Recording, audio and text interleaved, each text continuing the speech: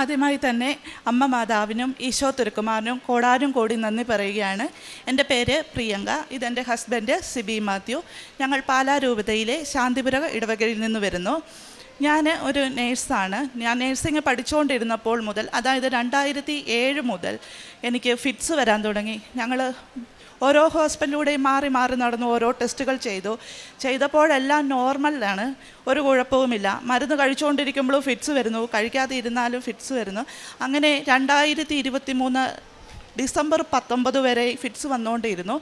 ഞാൻ 2024 ഒക്ടോബർ 11 ഇവിടെ വന്ന് ഉടമ്പടി എടുത്തതിൽ പിന്നെ ഇതുവരെ എനിക്ക് ഫിറ്റ്സ് വന്നിട്ടില്ല. ഞാൻ ഒരു മരുന്നും യൂസ് ചെയ്യുന്നില്ല. നൈറ്റ് ഡ്യൂട്ടി ചെയ്താലോ ഒന്നും എനിക്ക് ഒരു പ്രശ്നവുമില്ല.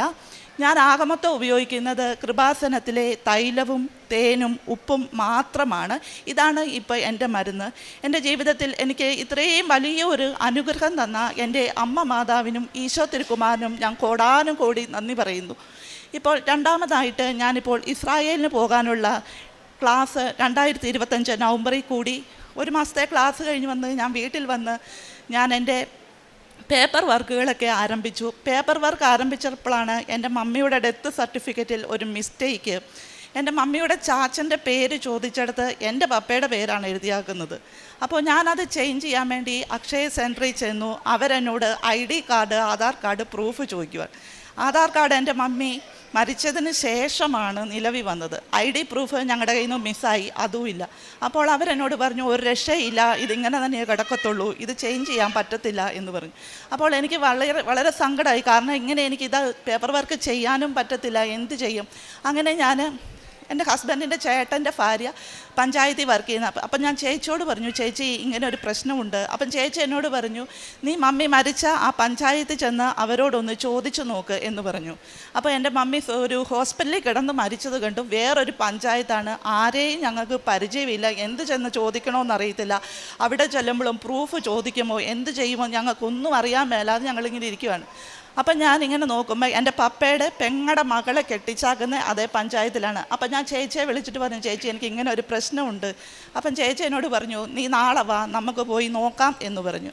അങ്ങനെ ഞങ്ങൾ പിറ്റേ ദിവസം പോവുകയാണ്. അപ്പം ഞാൻ എല്ലാ ദിവസവും രാവിലെ 5:30 അച്ഛൻ്റെ ഡെയിലി ബ്രെഡ് കൂടും.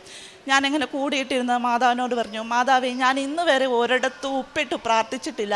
ഞാൻ ഒരുപാട് സാക്ഷ്യങ്ങൾ കേട്ടിട്ടുണ്ട്, ഉപ്പിട്ട് ഓരോരോ അനുഗ്രഹങ്ങൾ, എന്നെയും കൂടെ അനുഗ്രഹിക്കണമേ എന്ന് പറഞ്ഞ് ഞങ്ങൾ ആ പഞ്ചായത്തിലേക്ക് പോയി. ബസ്സിലിരുന്ന് ഫുൾ ടൈം കൊന്ത ചൊല്ലി, വിശ്വാസ പ്രമാണം ചൊല്ലി പ്രാർത്ഥിച്ചു കൊണ്ടിരുന്നു. അത് കഴിഞ്ഞിട്ട് ആ പഞ്ചായത്തിൽ ഞങ്ങൾ കയറി ചെല്ലുമ്പോൾ ആരും ചവിട്ടാത്തൊരു സ്ഥലത്ത് ഞാൻ ഈ ഉപ്പിട്ട് വിശ്വാസ പ്രമാണം ചൊല്ലിക്കൊണ്ടിരുന്നു. അപ്പോൾ അവിടുത്തെ ക്ലർക്ക് ഞങ്ങളെ വിളിച്ചു. ഞാൻ എൻ്റെ ചേച്ചിയും കൂടെ കയറി ചെന്നു. അപ്പോൾ എൻ്റെ ചേച്ചിയോട് ചോദിച്ചു, നിങ്ങളെ എനിക്ക് നല്ല പരിചയമുണ്ടല്ലോ, ഇതിനു മുമ്പ് നിങ്ങളെ ഞാൻ കണ്ടിട്ടുണ്ടല്ലോ എന്ന് ചോദിച്ചു. അപ്പോൾ എൻ്റെ ചേച്ചി പറഞ്ഞു, സാർ 10 വർഷം മുമ്പ് ഞാനിവിടെ വർക്ക് ചെയ്തിട്ടുണ്ട് എന്ന് പറഞ്ഞു. അങ്ങനെ അവരുടെ ആ ടോക്കിൻ്റെ ഇടയ്ക്ക് ചേച്ചി എൻ്റെ ഈ കാര്യം പറഞ്ഞു. അപ്പോൾ ആ സാർ ഞങ്ങളോട് ചോദിച്ചു, നിങ്ങളുടെ ഈ പ്രൂഫ് ഒന്നും ഇല്ല അല്ലേ എന്ന് ചോദിച്ചു. ഇല്ലയെന്ന് പറഞ്ഞു. അപ്പോൾ സാറ് പറഞ്ഞു, ശരി, ഞങ്ങൾക്ക് പഞ്ചായത്തിൽ നിന്ന് വന്ന ഒരു മിസ്റ്റേക്കാണ് എന്ന് നോട്ട്സ് കൊടുത്തേക്കാം, നിങ്ങൾ അക്ഷയയിൽ പോയി ആപ്ലിക്കേഷൻ വെക്കാൻ പറഞ്ഞു. ഞങ്ങളങ്ങനെ അക്ഷയയിൽ ആപ്ലിക്കേഷൻ വെച്ചപ്പോൾ അവിടുത്തെ മേഡം ഞങ്ങളോട് ചോദിച്ചു, പ്രൂഫ് എന്തെങ്കിലും ചോദിച്ചു. പ്രൂഫില്ല, സാറാണ് ഞങ്ങളെ ഇങ്ങോട്ട് വിട്ടതെന്ന് പറഞ്ഞു. അപ്പോൾ ആ ചേച്ചി ഞങ്ങൾക്ക് ഒരു പേപ്പർ തന്നിട്ട് ഇതുകൊണ്ട് സാറിൻ്റെ കൊടുക്കാൻ പറഞ്ഞു. ഞങ്ങൾ തിരിച്ചു ചെന്ന് സാറിൻ്റെ അത് കൊടുക്കാൻ വേണ്ടി കയറി ചെല്ലുമ്പോൾ സാർ ഞങ്ങളോട് പറഞ്ഞു, നിങ്ങൾ ഇപ്പോൾ അയച്ച ആപ്ലിക്കേഷൻ എൻ്റെ കമ്പ്യൂട്ടറിൽ വന്നിട്ടുണ്ട്, ഞാൻ അത് ചെയ്തുകൊണ്ടിരിക്കുകയാണ്, 2 ദിവസത്തിനുള്ളിൽ നിങ്ങൾക്കത് ശരിയായി കിട്ടും എന്ന് പറഞ്ഞു. അങ്ങനെ ഞങ്ങൾ ഈശോയ്ക്ക് നന്ദി പറഞ്ഞ് പ്രാർത്ഥിച്ചുകൊണ്ട് തിരിച്ച് വീട്ടിലേക്ക് പോകും. കറക്റ്റ് 2ാമത്തെ ദിവസം എനിക്ക് ഫോണിൽ മെസ്സേജ് വന്നു, നിങ്ങളുടെ ഡെത്ത് സർട്ടിഫിക്കറ്റ് റെഡി ആയിട്ടുണ്ട്, ഡൗൺലോഡ് ചെയ്ത് എടുത്തോളാൻ പറഞ്ഞു. ഞങ്ങൾ അങ്ങനെ എടുത്ത് പേപ്പർ വർക്കെല്ലാം പൂർത്തീകരിച്ചു. ജനുവരി 6 ഞാൻ എൻ്റെ പേപ്പർ വർക്ക് സബ്മിറ്റ് ചെയ്തു. അങ്ങനെ ജനുവരി 20 ഫസ്റ്റ് എനിക്ക് ഇസ്രായേലിൽ നിന്ന് ഒരു കോൾ വന്നു. ഏജൻസിയിൽ നിന്ന് ഒരു ലേഡിയാണ് എന്നെ വിളിച്ചത്. അവരെന്നോട് കുറേ കാര്യങ്ങളൊക്കെ ചോദിച്ചു. എനിക്ക് വലിയ ഇംഗ്ലീഷൊന്നും അറിയില്ല, എന്നാലും അറിയാവുന്ന പോലെയൊക്കെ ഞാനങ്ങ് പറഞ്ഞു. അത് കഴിഞ്ഞിട്ട് അവർ ഓക്കെ ബൈ ഒക്കെ പറഞ്ഞു വെച്ചു. അത് കഴിഞ്ഞ് 22-ാം തീയതി വീണ്ടും എനിക്ക് ആ ലേഡി ഒരു കോൾ വിളിച്ചു. അത് കഴിഞ്ഞ് ഞാൻ നോക്കാൻ പോകുന്ന പേഷ്യൻറ്റിൻ്റെ മകൻ എന്നെ വിളിച്ച് സംസാരിച്ചു. നല്ല രീതിയിൽ തന്നെ വെച്ചു. എനിക്ക് അവർ ചോദിച്ചെല്ലാം മനസ്സിലായി, ഞാൻ ആൻസറും പറഞ്ഞു. അത് കഴിഞ്ഞിട്ട് ഒരറിവും ഇല്ല. സാധാരണ എല്ലാ കുട്ടികൾക്കും ഇങ്ങനെ വിളിച്ചു കഴിഞ്ഞാൽ ഒരാഴ്ചയ്ക്കുള്ളിൽ അവിടുന്ന് ഒരു മെയിൽ വരും, പേപ്പർ വരും. എനിക്ക് മാത്രമൊന്നും വന്നില്ല. അപ്പോൾ ഞാൻ എൻ്റെ ഏജൻസിയെ വിളിച്ചിട്ട് ജനുവരി 30 ചോദിച്ചു, എന്തായി എൻ്റെ കാര്യം. അപ്പോൾ അവരെന്നോട് പറഞ്ഞു, നിങ്ങളുടെ ഒന്നും ആയിട്ടില്ല, നിങ്ങൾ വെയിറ്റ് ചെയ്യേണ്ടി വരും എന്ന്. അപ്പോൾ ഈശോയുടെ ഇഷ്ടം അങ്ങനെയാണെങ്കിൽ വെയിറ്റ് ചെയ്യാമെന്ന് തീരുമാനിച്ച് തന്നെ ഇരുന്നു.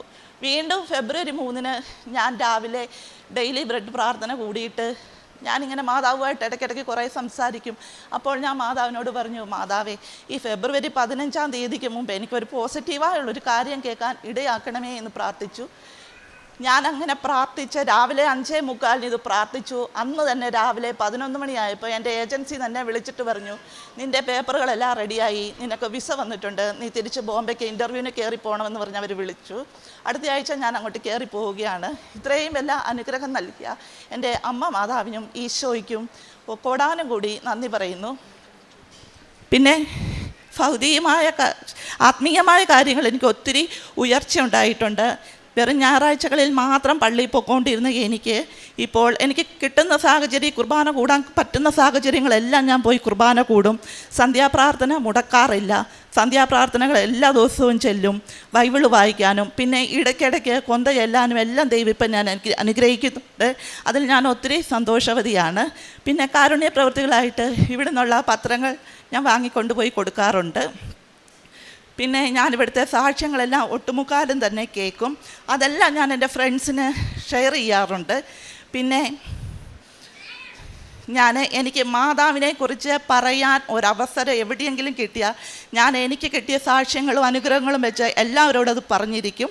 പറഞ്ഞില്ലെങ്കിൽ എനിക്ക് ഭയങ്കര വിഷമമാണ്. പിന്നെ ഞാൻ പാവപ്പെട്ടവരെയൊക്കെ എന്നെ കൊണ്ട് പറ്റുന്ന പോലെ സഹായിക്കാറുണ്ട്. അവർക്ക് വേണ്ടി പ്രാർത്ഥിക്കുവാറുണ്ട്. കൂടുതലായിട്ട് ഞാൻ പേപ്പറുകൾ വാങ്ങിക്കൊടുത്താണ് അവർക്ക് വേണ്ടി ചെയ്യുന്നത്, കാരുണ്യപ്രവൃത്തിയായി ചെയ്യുന്നത്.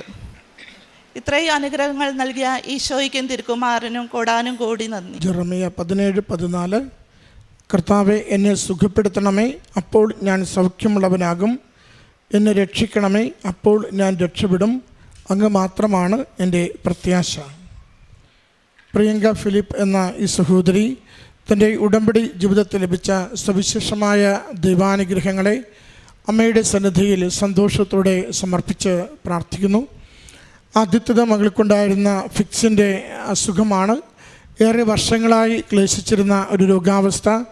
ഉടമ്പടി എടുത്ത് നേർച്ചവസ്തുക്കൾ ഉപയോഗിച്ച് തുടങ്ങിയതിന് ശേഷം യാതൊരു മരുന്നോ ലേപനമോ ഒന്നുമില്ലാതെ പൂർണ്ണമായും ആ രോഗം സൗഖ്യപ്പെട്ട് മാറുകയും നേഴ്സ് എന്ന രീതിയിൽ നൈറ്റ് ഡ്യൂട്ടി ചെയ്യുന്നതിന് രാത്രി ദീർഘനേരം ഉറക്കം നിന്നാലും യാതൊരു കുഴപ്പവുമില്ലാതെ ജോലി ചെയ്യുവാനും ജീവിതം മുന്നോട്ട് കൊണ്ടുപോകുവാനും സഹോദരിക്ക് സാധിക്കുന്നതിനെയാണ് സാക്ഷ്യപ്പെടുത്തിയത്. രോഗത്തിന് മേൽ സൗഖ്യപ്പെടുത്തുന്ന കർത്താവിൻ്റെ കരം അത് നമുക്ക് ആശ്വാസം പകരുന്നതാണ്. ഗലീലയിൽ അവിടെ നിന്ന് സൗഖ്യപ്പെടുത്തിയതുപോലെ തന്നെ ഇന്ന് അവിടുന്ന് ശരണപ്പെടുന്നവരെ അവിടുന്ന് കരം നീട്ടി സൗഖ്യപ്പെടുത്തുകയും സാധാരണ ജീവിതത്തിലേക്ക് വരെ നയിക്കുകയും ചെയ്യുന്നുവെന്ന് ഈ അൾത്താരയിൽ പങ്കുവയ്ക്കപ്പെടുന്ന ഓരോ രോഗസൗഖ്യാനുഭവ സാക്ഷ്യത്തിലൂടെയും ലോകത്തോട് വെളിപ്പെടുത്തുകയാണ്. രണ്ടാമത്തത് സഹോദരി സൂചിപ്പിച്ചത് രേഖകളില്ലാതെ ഒരു സർട്ടിഫിക്കറ്റ് സർക്കാർ ഓഫീസിൽ നിന്നും ലഭിച്ചതിനെക്കുറിച്ചാണ്. ഏറെ ക്ലേശകരമായ ഒരു പ്രവൃത്തിയാണത്. നമ്മൾ എത്ര നാളുകൾ നടന്നാലും പൊരുത്തപ്പെടുന്ന രേഖകളില്ലെങ്കിൽ ഏറെ നമ്മൾ കഷ്ടപ്പെടുകയും ഒരുപക്ഷെ അസാധ്യമായി പോവുകയും ചെയ്യുന്ന ഒരു കാര്യമാണ് ഒരു ഡെത്ത് സർട്ടിഫിക്കറ്റ് മതിയായ രേഖകളൊന്നുമില്ലാതെ വർഷങ്ങൾക്ക് ശേഷം സമ്പാദിച്ചെടുക്കുക എന്നത്. അതിന് ഉടമ്പടിയിൽ നമ്മളെപ്പോഴും കാണുന്നത് ഉടമ്പടി ദൂതന്മാരുടെ സംരക്ഷണമുള്ള ഒരു പ്രാർത്ഥനാ പദ്ധതിയാണ്, ദൈവിക പദ്ധതിയാണ്. അതുകൊണ്ട് നമുക്ക് സന്ദേശങ്ങളിലൂടെ വ്യക്തികളിലൂടെ ദൈവത്തിൻ്റെ ദൂത് നമ്മുടെ ജീവിത വിഷയത്തെ പരിഹരിക്കുന്നതിന് കൂടെ സഞ്ചരിക്കുന്നത് നമുക്ക് കാണാനാവും. ഇവിടെയും ഒരു വ്യക്തിയെ കണ്ടെത്തുന്നു. ആ വ്യക്തി ആ ഓഫീസറിനോട് സംസാരിക്കുമ്പോൾ അത് തമ്മിൽ മനസ്സിലാവുന്ന രീതിയിലും അന്ന് വരെ പലതവണ ഇതിനുവേണ്ടി പരിശ്രമിച്ച് പരാജയപ്പെട്ടത് നിസ്സാരമായി ഒരു ദിവസം കൊണ്ട് സമയച്ചുരുക്കത്തിൻ്റെ അമ്മ എല്ലാ ഭാരങ്ങളും ലഘൂകരിച്ച് ആ സർട്ടിഫിക്കറ്റ് ലഭിക്കുന്ന വിധത്തിൽ കാര്യങ്ങൾ ക്രമീകരിക്കുന്നതിനെയാണ് സാക്ഷ്യപ്പെടുത്തുന്നത്. മനുഷ്യന് അസാധ്യമായത് ദൈവത്തിന് സാധ്യമാണ്.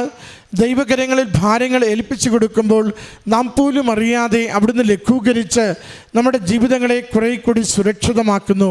ആ സർട്ടിഫിക്കറ്റ് വിദേശത്തേക്ക് പോകുവാനുള്ള ഡോക്യുമെൻറ്റിനൊപ്പം ചേർക്കുവാനുള്ളതായിരുന്നു. ആ ഡോക്യുമെൻറ്റിനൊപ്പം ചേർത്ത് അത് നൽകുമ്പോഴും സഹോദരി പറഞ്ഞു, ഭാഷയൊന്നും അധികം അറിയില്ലെങ്കിൽ കൂടിയും അവർ നടത്തിയ ഓരോ ഇൻ്റർവ്യൂവിലും മകൾ അത് പങ്കെടുക്കുകയും അതിനുള്ള എല്ലാ കാര്യങ്ങളും ക്രമീകരിച്ച് കിട്ടുകയും ചെയ്യുന്നു. സർട്ടിഫിക്കറ്റിന് പോകുമ്പോൾ എല്ലാവരും ചെയ്യുന്നത് പോലെ മകൾ അന്ന് ആദ്യമായി ചെയ്യുന്നൊരു പ്രവൃത്തിയെ സൂചിപ്പിക്കുന്നുണ്ട്. എല്ലാവരും ഉപ്പിട്ട് പ്രാർത്ഥിക്കുന്നു. അതവർക്ക് അനുഗ്രഹമാകുന്നത് സാക്ഷ്യത്തിൽ അറിയുകയും ചെയ്യുന്നു. മകൾ അത് തന്നെയാണ് അൾത്താരയിൽ പറയുന്നത്. ഉപ്പിട്ട് പ്രാർത്ഥിക്കുക എന്നത് ഒരു വിശ്വാസ പ്രയോഗമാണ്. വിശ്വാസ പ്രഖ്യാപനത്തിൻ്റെ തുടർച്ചയാണ് വിശ്വാസ പ്രയോഗം. വിശ്വാസ പ്രഖ്യാപനം നമ്മൾ പറയുന്നത് യേശു കർത്താവാണെന്നും അവനെ ദൈവം മരിച്ചവരിൽ നിന്ന് ഉയർപ്പിച്ചു എന്നുമാണ്. അതാണ് വിശ്വാസ പ്രമാണത്തിലൂടെ നാം ആവർത്തിച്ച് ചൊല്ലുന്നത്. അതുകൊണ്ടാണ് നാം ഉപ്പിട്ട് പ്രാർത്ഥിക്കുക, തൈലം പൂശി പ്രാർത്ഥിക്കുക എന്നൊക്കെ പറയുമ്പോൾ ആ വിശ്വാസ പ്രയോഗത്തിന് നിർബന്ധമായും നമ്മൾ വിശ്വാസ പ്രമാണം ചൊല്ലണം എന്ന് നമ്മോട് പറയുന്നത്. യേശുനാമത്തെ വിളിച്ചുകൊണ്ട് യേശു ശക്തിയാൽ നമ്മുടെ ജീവിത വിഷയം ഏറ്റെടുക്കുന്നതിന് വേണ്ടി അവനിൽ മാത്രം ശരണപ്പെടുന്നുവെന്ന് നാം പരസ്യമായി പ്രഖ്യാപിക്കുകയാണ് വിശ്വാസ പ്രമാണം ചൊല്ലി നേർച്ച വസ്തുക്കൾ ഉപയോഗിക്കുമ്പോൾ. അതിലൂടെ സഹോദരിക്ക് ലഭിച്ച സർട്ടിഫിക്കറ്റിനെയാണ് സാക്ഷ്യപ്പെടുത്തുന്നത്.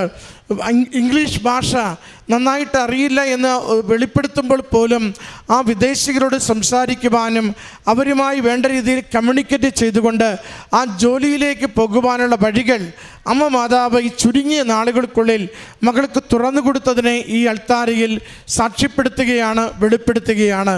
പ്രിയമുള്ളവരെ, നമ്മുടെ തീരുന്നിടത്ത് ദൈവത്തിന് കഴിവ് പ്രയോഗിക്കുവാൻ കഴിവുണ്ട് എന്ന തിരിച്ചറിവാണ് ഉടമ്പടിയിൽ ജീവിക്കുവാൻ നമ്മളെ എപ്പോഴും സഹായിക്കുന്നത്.